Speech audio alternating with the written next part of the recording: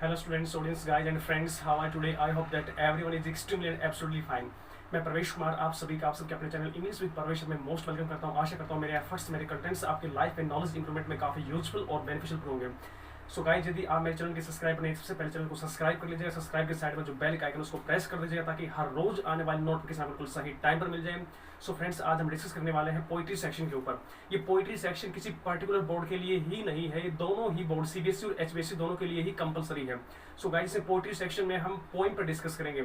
तो हमारे पास जो पोइट्री सेक्शन के अंदर जो पोइम्स है वो बहुत इंपॉर्टेंट एक पार्ट है हमारी सिलेबस का, एचबीएसई और सीबीएसई सिलेबस का बहुत इंपॉर्टेंट पार्ट है। तो इसमें स्टेप टू स्टेप हर एक पोइम पर हम स्टेप टू स्टेप डिस्कस करेंगे। सो जो सबसे पहली पोइम है गाइज वो है my mother at 66 written by Kamala Das. मैं आपको it means word to word आपको बताने वाला हूँ। आपको इंटेंशनली वॉचफुली कॉन्शियसली फोकस करना है, मेरे वर्ड्स को समझना है, जो मैं बोल रहा हूँ उन शब्दों को आपको वॉचफुली फोकस करना है, उन पर उनको अंडरस्टैंड करना है, इंटेंशनली आपको लिसन करना है। लिसन इसलिए कह रहा हूँ गाइज क्योंकि लिसन का मतलब होता है ध्यान से सुनना, और हियर का मतलब होता है कि वैसे ही सुनाई दे जाना किसी चीज को। तो जो भी शब्द मैं बोल रहा हूँ, what I am going to say, so please try to listen. Okay, जो भी मैं बोल रहा हूँ, बोलने जा रहा हूँ, उसको ध्यान से सुनना है, क्योंकि उतना ही अफेक्ट बोले गए शब्दों को सुनने से उस नॉलेज को इंप्रूवमेंट करने का होता है, और उतना ही अफेक्ट लिखी हुई चीज को समझने का होता है।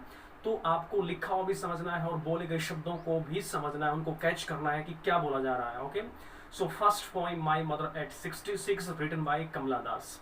तो अब ये पोइम किसने लिखी है? कमला दास ने लिखी है। पोइम का टाइटल क्या है? My mother at 66।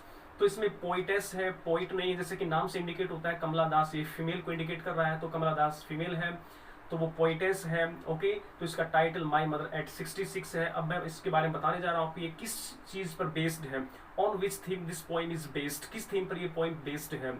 ये पोइम जो है स्टूडेंट्स, ये बेस्ड है एक मदर और डॉटर के अफेक्शन से रिलेटेड पोइम है। यानी कि मदर काफ़ी एज्ड होती है, डॉटर कहीं बाहर जॉब करती है, तो जब वो आती है तो अपनी मदर का बहुत वो केयर करती है, तो दोनों का काफ़ी अफेक्शन है एक दूसरे के प्रति, लेकिन वो इकट्ठे नहीं रह सकते क्योंकि उसकी मदर जो है, जो अपने आसपास के एटमॉस्फेयर में वहाँ वो इतनी ज़्यादा, it means you can say that एक कंफर्ट फील करती है। बाहर वो जा नहीं सकती अपनी डॉटर के साथ, लेकिन डॉटर वहाँ आसपास में कोई जॉब नहीं कर सकती, वो बाहर जॉब करती है, कोचिंग वगैरह जाती है। कोचिंग नहीं गाइज, कोचिंग एक जगह है, वहाँ जाती है। तो वहाँ उसका it means you can say that जो अपने करियर को वो ब्राइट कर रही है, वहाँ जो भी जॉब उसकी चल रही है, तो दोनों इकट्ठा नहीं रह सकते, लेकिन जब भी ओकेजनली कभी कभार वो मिलती हैं तो अफेक्शन पॉर करते हैं एक दूसरे को, राइट। सो अब इसके बारे में बता रहा हूँ कि अबाउट द पोइम, इस थीम को मैं कुछ इंग्लिश में डिस्कस कर देता हूँ, तो सेंटेंस आपको ध्यान से सुनने हैं, किस चीज़ पर ये बेस्ड है। मैंने हिंदी में आपको इसको डिस्क्राइब किया है, हिंदी में मैंने आपको इसके बारे में बताया, लेकिन इंग्लिश में इसके सेंटेंसेस समझ लेते हैं कि किस चीज़ पर बेस्ड पोइम है, क्या कुछ इसमें समझना है। तो ध्यान से सुनिएगा गाइस, बहुत इंपॉर्टेंट वीडियो होने वाली है। This poem comments on the affection of A daughter for her aged mother. यह जो कविता है, इसमें जो कमेंट किया गया है, जो इस कविता में टिप्पणी की गई है पोइम के अंदर, वो टिप्पणी गाइज एक डॉटर का अफेक्शन, अपनी एज्ड मदर के ऊपर डॉटर का अफेक्शन से रिलेटेड बात की गई है। They can not afford to live together for long, यानी कि वो दोनों इकट्ठा लंबे समय तक नहीं रह सकती, क्योंकि उसकी मदर जो है वो अपनी डॉटर के साथ बाहर नहीं जा सकती। डॉटर जो है अपना करियर बना रही है बाहर कोचिंग में, और जो मदर है वो कंफर्ट है उस सोसाइटी के अंदर, सो वो ओकेजनली कभी कभार मिलती है। The poetess and her mother are going by a car. You can say that, आप ऐसा बोल सकते हो कि the poetess and her mother are going in a car. In a car use कर सकते हो by car, यानी कि वो दोनों कार से जा रही है। कहाँ जा रही है? The poetess is going to catch a plane. poetess जो है वो अब एयरपोर्ट पे जा रही है, वहां से उसकी फ्लाइट है, उसको प्लेन को पकड़ना है, तो वो जा रही है, उसकी मदर उसके साथ जा रही है, वहां तक उसको ड्रॉप कर रही है, सी ऑफ कर रही है। कैन से दैट, आप ऐसे समझ सकते हो। Her mother accompanies her to the airport to see her off. उसकी माता एयरपोर्ट तक उसको सी ऑफ करने के लिए जाती है।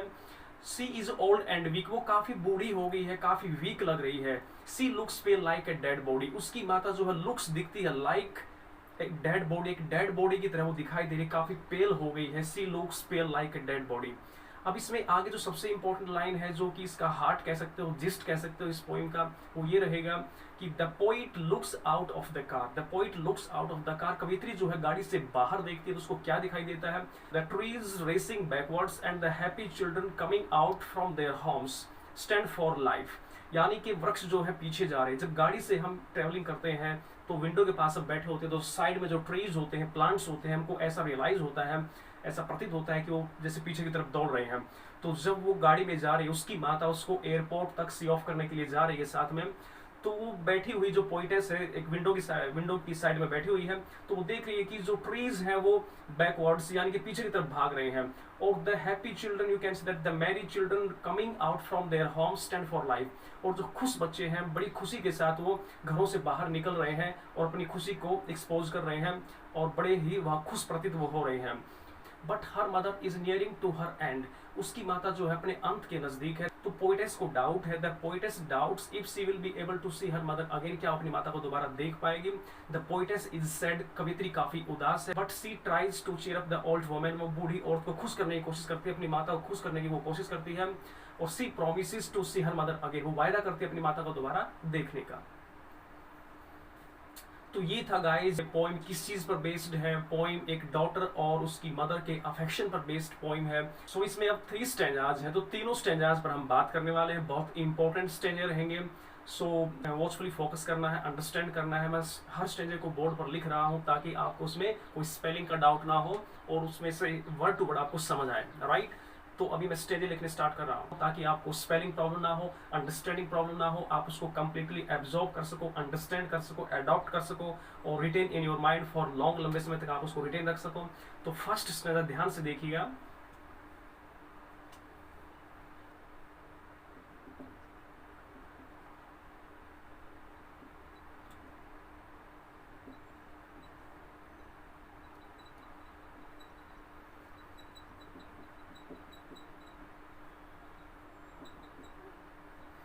सो गाइज ये पोएम का टाइटल है my mother at 66, written by, poetess कौन है इसके, रिटन बाय किसके द्वारा लिखी गई है, कमला दास। सो आपको ये माइंड में रखना है कि फर्स्ट स्टैंजा में यहां राइट करने जा रहा हूं written by, this poem written by Kamala Das and the title of this poem my mother at 66, मेरी माता 66। तो इसमें ये टाइटल है और लिखा किसने है, कमला दास ने, ये इंडियन पोइटेस है। तो स्टेंजा फर्स्ट ध्यान से देखिएगा, अंडरस्टैंड कीजिएगा इसको। Driving from my parents home. तो देखिएगा, driving from my parents home to coaching last Friday morning.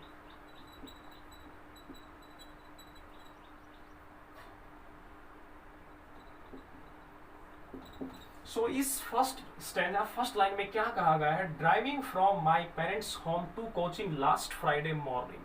तो next first stanza next line देखते हैं students. I saw my mother comma beside me. अब देखिए, आई सॉ मैंने देखा, माई मदर मेरी माता को, बिसाइड मी मेरी बगल में। देखिएगा अब यहाँ एक चीज मैं डाउट क्लियर कर देता हूं। जो गाइस बिसाइड्स होता है, बिसाइड्स का मतलब होता है कि अतिरिक्त, और जो बिसाइड होता है, बिसाइड का मीनिंग होता है के बगल में। तो बिसाइड मी, आई सो मैंने देखा, माई मदर मेरी माता, बिसाइड में मेरे बगल में बैठी हुई है। नेक्स्ट लाइन देखते हैं first stanza. Doze, doze means ऊँघना, open mouth comma, her face ashen like that of a corpse। अब देखिएगा, those open mouth, her face ashen like that of a corpse, उसका चेहरा जो है वो खुला हुआ माउथ है। डोज मीन्स वो ऊँघ रही है, यानी कि एक स्लीप जो है वो लाइटली स्लीप आप बोल सकते हो। ओपन माउथ, माउथ खुला हुआ है, जैसे कि अक्सर होता है कि एज्ड पर्सन जब ट्रैवलिंग करते हैं, एज्ड ही क्या कोई यंग पर्सन भी ट्रैवलिंग करता है, तो यानी कि उस ट्रैवलिंग के दौरान जो उस गाड़ी में मूवमेंट होती है तो ऑब्वियसली होता है कि हाफ स्लीप आ जाती है, यानी कि एक स्लीप लाइटली, उसमें doze you can say that ऊँघना स्टार्ट कर देता है इंसान।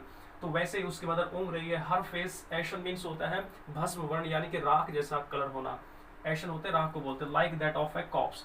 ये जो कॉप्स वर्ड लिखा गया है, जिसका मतलब होता है कि डेड बॉडी। अब देखिएगा यदि मैं ऐसे लिखता हूँ CORPS, तो ये होता है इसका हिंदी, इट मीन्स इसका प्रोनाउंसिएशन होगा को। ये इसका हिंदी क्या होगा इस वर्ड का, ये होता है गाइस सैन्य दल। लेकिन CORPSE ये कॉप्स हो जाता है, इसमें को है, यानी कि P और S दोनों साइलेंट होते हैं। लेकिन यहाँ CORPSE कॉप्स, इसमें सिर्फ R साइलेंट होता है, कॉप्स। अब इस कॉप्स का मीनिंग क्या होता है, डेड बॉडी, मृत शरीर।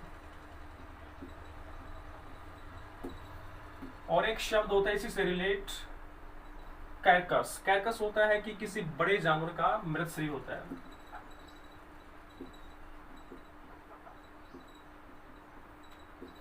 तो देखिएगा यहां तक आपको समझ आ रहा है, राइट। इसको दोबारा से मैं एक्सप्लेन करूंगा, डिस्क्राइब करेंगे कंप्लीटली हिंदी मीनिंग के साथ। तो उसके बाद एंड रियलाइज्ड विद पेन, और दर्द के साथ महसूस किया। Those open mouth her face ashen like that of a corpse and realised with pain that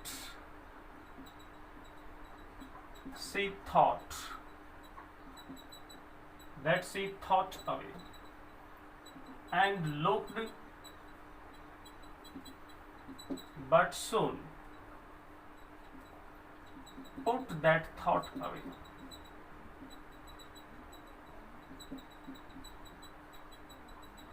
तो गाइज ये फर्स्ट स्टैंजा आपके सामने है। Each of the words of this stanza is totally clear, okay. तो आपको समझने की कोशिश करने में बता रहा हूं आपको। Stanza first, my mother at 66, the title of the poem written by Kamala दास।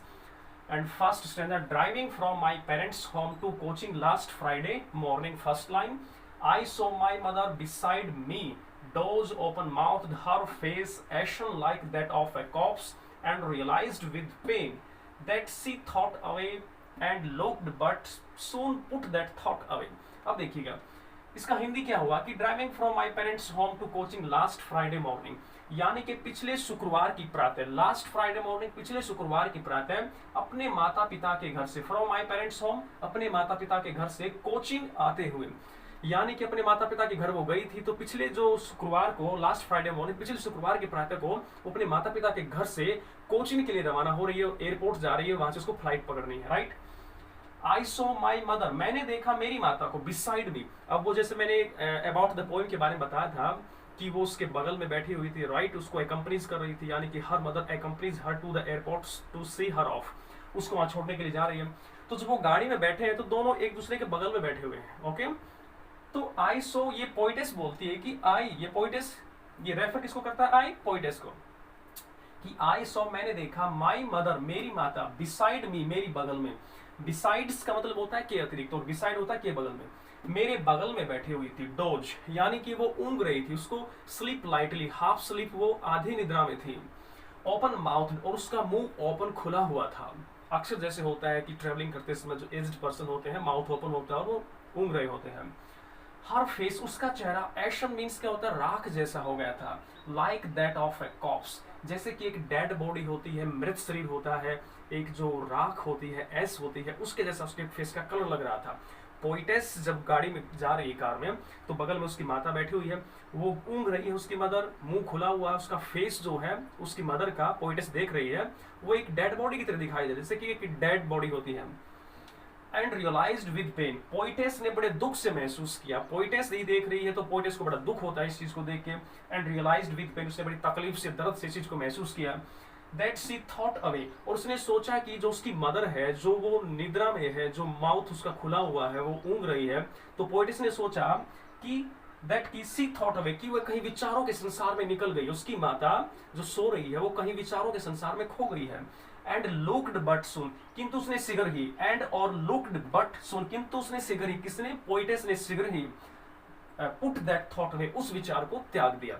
जो विचार उस पोइटेस के दिमाग में अपनी माता के प्रति था, कि वो अपनी माता को देख रही है उस सिचुएशन में, और वो सोच रही है कि उसकी माता विचारों के संसार में कहीं खो गई है, तो उस पोइटेस ने इस विचार को दिमाग से त्याग दिया कि उसकी माता कहीं विचारों के संसार में गई हुई है। तो इस थॉट को उसकी जो पोइटेस थी उसने माइंड से निकाल दिया, ओके। तो I hope that you are getting it properly. If you find any doubt, so that it's your own right to write something in comment box, okay. तो उसमें मैं आपके डाउट्स को डेफिनेटली सॉल्व करूंगा। तो ये आपकी फर्स्ट पॉइंट का CBSE and HBSE both board के लिए कंपल्सन है, बिल्कुल कंपल्सरी है गाइज। तो फर्स्ट पॉइंट है आपकी बोर्ड की सीबीएसई एचबीएसई 12th की, और उसका फर्स्ट स्टैंडर्ड ये रहेगा। यहाँ तक आपको समझ आएगा, आई होप दैट। अब इसमें से क्वेश्चनिंग कैसे की जा सकती है, जैसे क्वेश्चन अभी पुट किया जाए, तो जैसे कहा कि name the poem and the poet. तो आप मुझे बताइए, अगर आपके एग्जाम में क्वेश्चन आता है कि name the poem and the poet, तो very simple, okay, it's so simple that आप क्या लिखिएगा कि the name of the poem my mother at 66 and the poet या पोइटेस आप लिख सकते हो, एंड द पोइट या पोइटेस जो भी है इसमें। देखिए अगर एग्जाम में पोइट लिखा है तो it doesn't matter, matter is only that you know कि पोइटेस है, ये स्टैंडर्ड आपको मिलेगा। तो name the poem my mother at 66 and the poet या पोइटेस, फीमेल है तो पोइटेस कमला दास। तो ये आपका क्लियर है। सेकंड क्वेश्चन कैसे पूछेगा वो, कि देखिए स्टैंडर्ड से हम क्वेश्चन निकाल लेते हैं कि इसमें पोइटेस कहां जा रही है। Where was the poetess going, poetess कहां जा रही थी, where was the poetess going. Spelling ध्यान से नोटिस करना है, POETESS, पोइट पोइटेस, मेल से फीमेल बनता है। तो where was the poetess going, अब इसमें से क्वेश्चन बना है तो इसका आंसर क्या होगा, आप लिखिएगा द पोइटेस, या पास्ट इंडेफिनिट में ध्यान दीजिएगा, the poetess was going to Cochin, वो कहां जा रही है, कोचीन जा रही है। तो सेकंड क्वेश्चन का आंसर क्या हुआ, the where was the poetess going, the poetess was going to Cochin, alright. अब थर्ड क्वेश्चन कैसे पूछ सकता है कि उसकी माता कैसी दिख रही थी, यानी कि उसकी जो मदर है वो किसकी तरह, उसका जो फेस था या फिर उसका कंप्लीटली जो बॉडी स्ट्रक्चर कैसा दिख रहा है। तो how did her mother look like.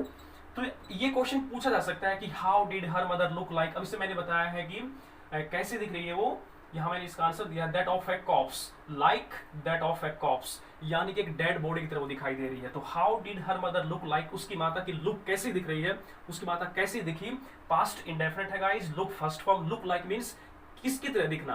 तो इसमें क्या लिखिएगा, मैं बता देता हूं वैसे इसको, क्योंकि अगर मैं हर क्वेश्चन का आंसर लिखकर आपको बताने वाला हूं तो इसमें काफी टाइम स्पेंड होता है, आपको अपना इंटेलेक्चुअल पावर यूज करना है, आपको अपना ब्रेन यूज करना है। मैं आपको आंसर इसके बता रहा हूं, साथ में क्वेश्चन बता रहा हूं, आपको नोटबुक में राइट करने हैं, स्टेज में इसको फाइंड आउट करना है।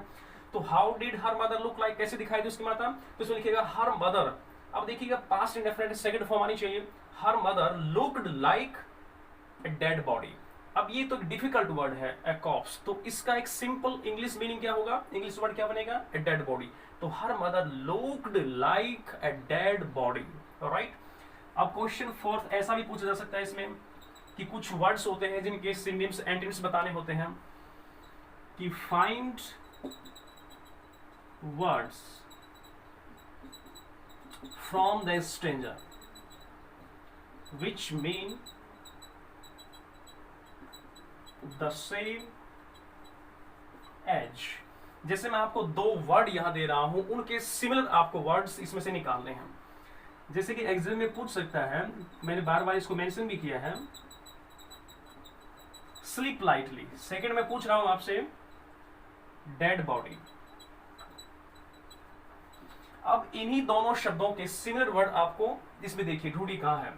आपको 1 मिनट का टाइम मिलता है, so please try to find out the similar words of this two words.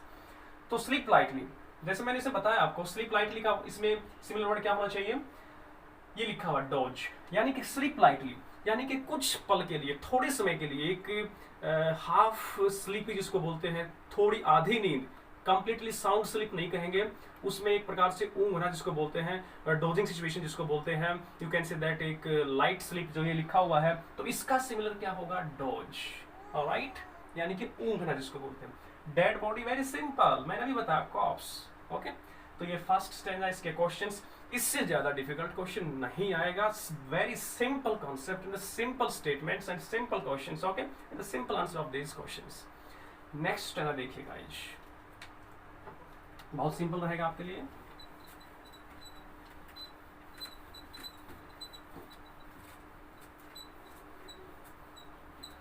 कोशिश करता हूं कि आज इस पॉइंट को कंप्लीट करा दूं इसमें। तो स्टेंजा 2 देखिए,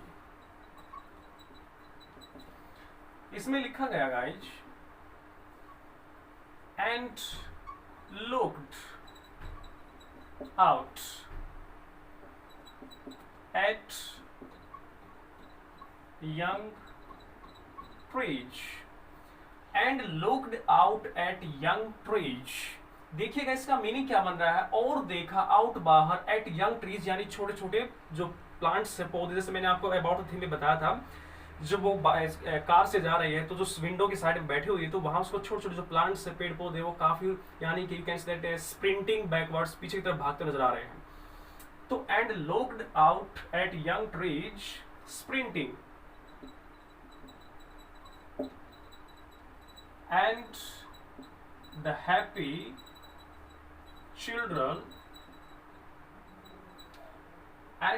children spilling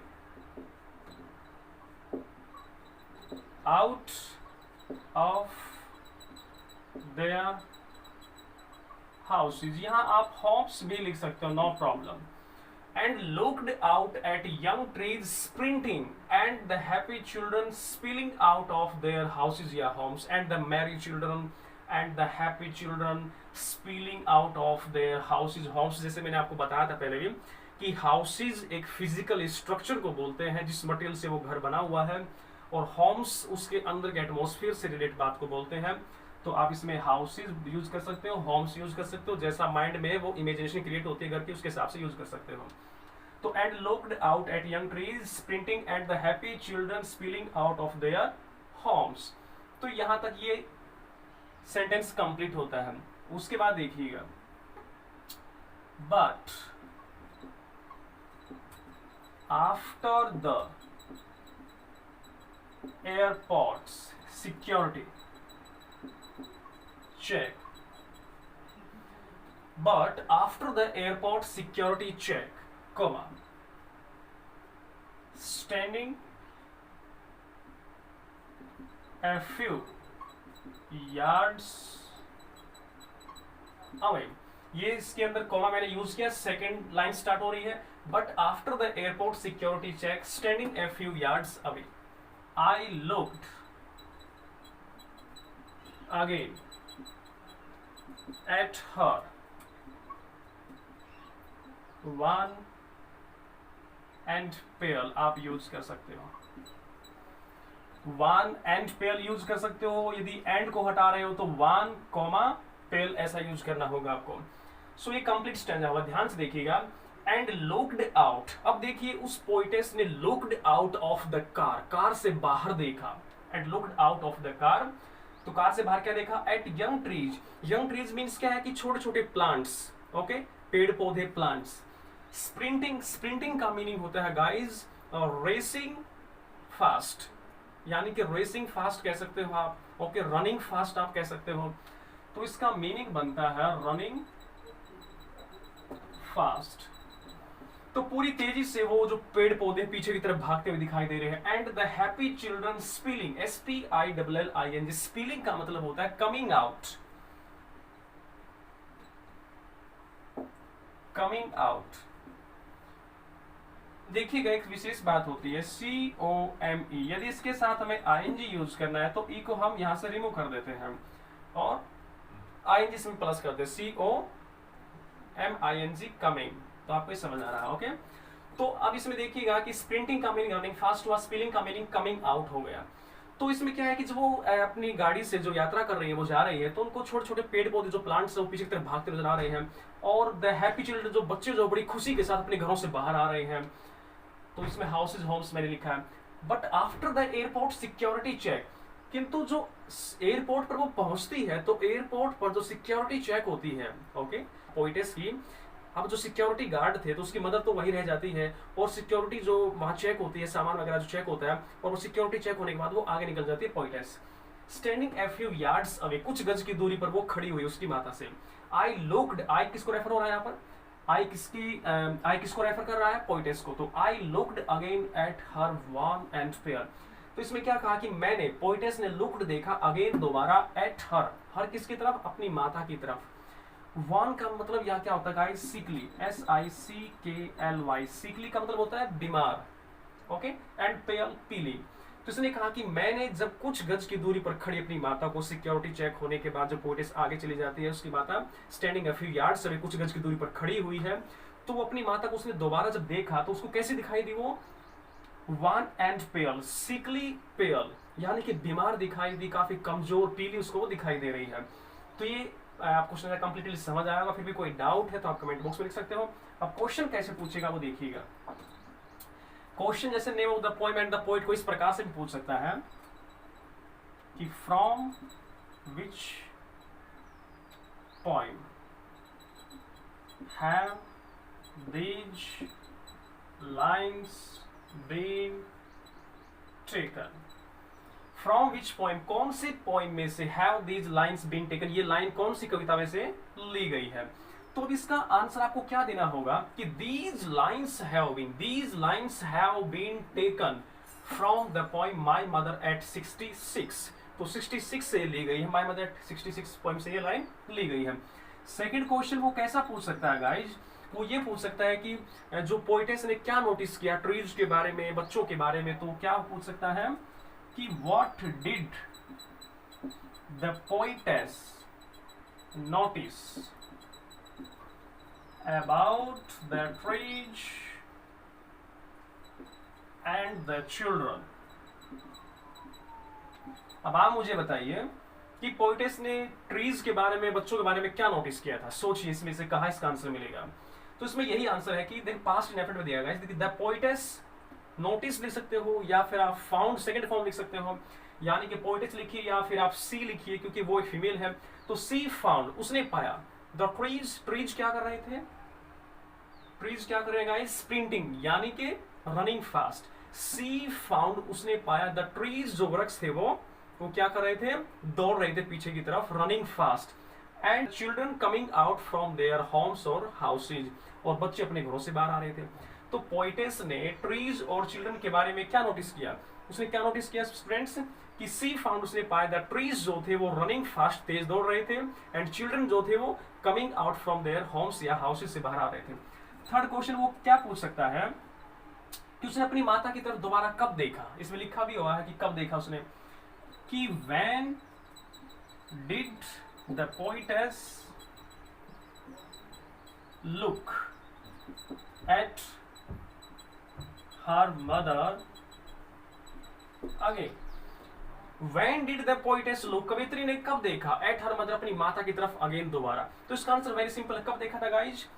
जब वो सिक्योरिटी चेक हुआ था। तो इसमें लिखेगा कि द पोएटेस, पास्ट डेफिनेट में आंसर देना है, जिस टेंस में क्वेश्चन है उसी टेंस में आंसर आएगा कि the poetess looked at her mother again after the airport security check. जब एयरपोर्ट सिक्योरिटी चेक होती तभी उसने देखा था, वो कुछ गज की दूरी पर खड़ी हुई थी। अब फोर्थ क्वेश्चन ऐसे ही पूछा जा सकता है कि वो कैसे दिखाई दी, वो कैसी उसको लगी, जब उसने देखा तो वो कैसे दिखाई दी थी। तो इसका आंसर ये देना पड़ेगा फिर आपको कि हाउ डिड सी लुक। ये सी किसके लिए? उसकी मदर के लिए। तो हाउ डिड सी लुक, या फिर ऐसे लिखो कि how did poetess mother look.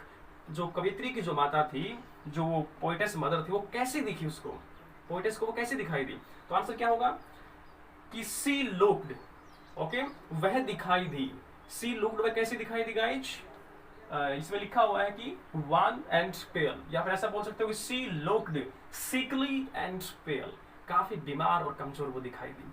और नेक्स्ट क्वेश्चन इसमें यह भी पूछा जा सकता है कि जैसे मैंने कहा था find words from the stanza, शब्दों को स्टेंजा में से ढूंढिए which mean the same as. अब मैं इसमें से दो वर्ड आपसे पूछ लेता हूं, आपको बताना है। जैसे मैंने कहा कि रनिंग फास्ट, सेकंड में पूछ लेता हूं कमिंग आउट। अब इसके सिमिलर वर्ड आप इसमें से ढूंढिए और बताइए मुझे। रनिंग फास्ट, टाइम को वेस्ट ना करते हुए मैं आपकी हेल्प कर देता हूं। स्प्रिंटिंग जो रनिंग फास्ट के लिए यूज होता है, और स्पीलिंग क्या है? वो कमिंग आउट के लिए यूज होता है। तो ट्रीज क्या है? रनिंग फास्ट, और बच्चे क्या है? Coming out. तो ये आपसे पूछे जा सकते हैं। तो कोई डाउट है तो आप शेयर कर सकते हो कमेंट बॉक्स में। देखिएगा लास्ट स्टेज बहुत इंपॉर्टेंट होने वाला guys.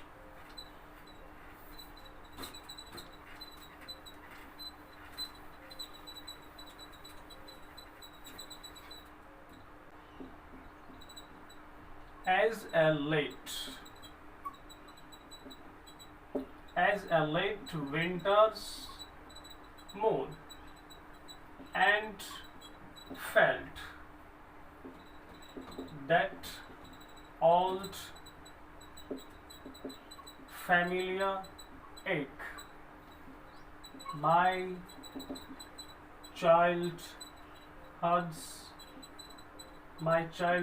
fear, as a late winter's moon, and felt that old familiar ache, my childhood's fear, मेरे बचपन का डर. But all I said, किंतु जो कुछ भी मैंने कहा, was था see you soon अम्मा. Alright, last line, all I did, जो कुछ मैंने कहा, was था smile and smile. तो देखिएगा last stanza, as a late winter's moon and felt that old familiar ache my childhood's fear, but all I said was see you soon amma, all I did was smile and smile. Last stanza, the most important, and the conclusion, it means you can find the conclusion in this last stanza. Okay, तो आपको understand करना है इसको ध्यान से. अब इसमें देखिएगा कि अब इसमें पोइटेस अपनी माता का कंपेयर करती है, माता के फेस को कंपेयर करती है चंद्रमा के साथ. As a late winter's moon का मतलब क्या है कि शीतकाल के जो अंतिम दिनों का चंद्रमा होता है उससे अपनी माता के चेहरे को वो कंपेयर कर रही है. लास्ट आपको ये समझना है. एंड और फेल्ट, उसने महसूस किया पोइटेस ने, दैट ओल्ड फैमिलियर एक, वही पुराना दर्द, वही पुरानी पीड़ा, माई चाइल्डहुड फियर, यानी कि जो पोइटेस है उसको जो बचपन का जो डर था वो याद आ जाता है. वही पुराना दर्द, एक का मतलब होता है पेन, चाइल्डहुड फियर, बचपन का जो फियर था, बचपन का जो डर था, जो वही पुराना जो डर था उसको याद आ जाता है. और अपनी माता के फेस को वो शीतकाल के अंतिम दिनों के चंद्रमा से कंपेयर करती है. बट ऑल आई सेड, किंतु जो कुछ भी मैंने कहा, पोइटेस ने इसमें कह रही है, आई किसके लिए रेफर किया गया है, पोइटेस के लिए. बट ऑल आई सेड, जो कुछ मैंने कहा, वॉज था सी यू सून अम्मा, कि अम्मा मैं तुम्हें दोबारा फिर से मिलूंगी. तो पोइटेस ने वहां एयरपोर्ट पर जब वो पहुंच गई है, सिक्योरिटी चेक होने के बाद, वो देख रही है कुछ गज की दूरी से उसकी माता उसको काफी सीकली और पेल दिखाई दे रही है. तो उसने कहा कि सी यू सून अम्मा, की माता मैं आपको दोबारा जरूर देखूंगी. ऑल आई डिड, जो कुछ भी मैंने कहा ये और जो कुछ मैंने किया वो क्या था, वो स्माइल एंड स्माइल. मैं सिर्फ अपनी माता की तरफ एक स्माइल वाले फेस से देख रही थी, मुस्कुरा रही थी, ताकि मेरी मदर जो है वो उस मोमेंट में खुशी महसूस कर सके. तो ये था गाइस. क्वेश्चन कैसे पूछा जा सकता है कि name the poem and the poet. तो आपको बता सकते हो किस प्रकार आंसर देना है कि the name of the poem my mother at 66 and the poet और पोइटेस कमला दास. सेकंड क्वेश्चन कैसे पूछा जाएगा इसमें वो ध्यान देना है. अब देखिएगा कि वो अपनी माता के फेस को किससे कंपेयर करती है. तो क्वेश्चन क्या हो सकता है, with whom did the poetess compare her mother. With whom did the poetess compare her mother, वह अपनी माता को किससे कंपेयर करती है, राइट. तो इसमें क्या आंसर दीजिएगा, past indefinite. The poetess compared her mother to winter's moon, यानी चंद्रमा, जो शीतकाल के चंद्रमा के समान, जो उसका जो शीतकाल का जो चंद्रमा है उससे अपनी माता के चेहरे को वो कंपेयर करती है. इसका आंसर आप दे सकते हो. क्वेश्चन थर्ड यदि पूछा जाए इसमें तो आपको क्या आंसर देना होगा उसका. अब इसमें कि कवित्री ने क्या महसूस किया, व्हाट डिड द पोइटेस